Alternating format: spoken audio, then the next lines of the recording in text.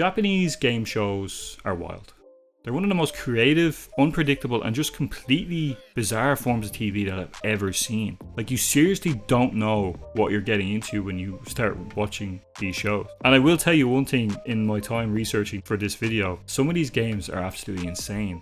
But the one that made me laugh the hardest was one called The Silent Library, where basically the lads go into a library, they have to remain quiet, and they get given a deck of cards, and one card decides who gets punished. And it's the punishments that are the most bizarre, because while they're getting punished, they have to stay as quiet as possible, and that just makes the whole thing hilarious. Like, for example, one punishment is when a dude has to get slapped by a penis machine.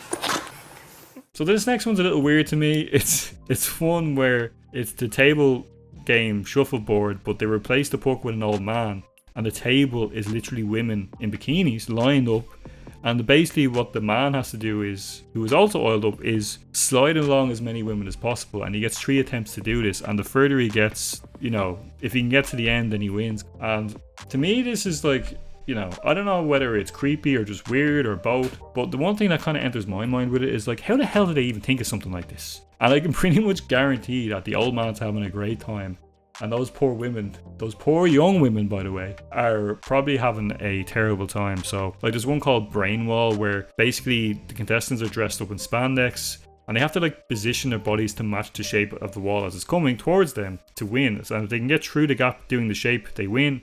If they get knocked off, they land in like 4 feet of water and they lose. Now, the final one I want to talk about, which is the most controversial in Japan's TV history, is one by the name of Denpa Shonin's Nazubi experiment. Nazubi was basically challenged to stay alone, unclothed, in an apartment for the show. He basically had no food or clothes and had to enter magazine contests until he won 1,000,000 yen, which is about $8,000, and he also had to use this as a way to win items to kind of help him get through each day. And in the end, he was there for 355 days, while it was all live streamed, the entire time without his knowledge. Japanese game shows are famous worldwide for being wild, unique, and often outrageous, but they also are deeply rooted in Japan's comedy and entertainment culture.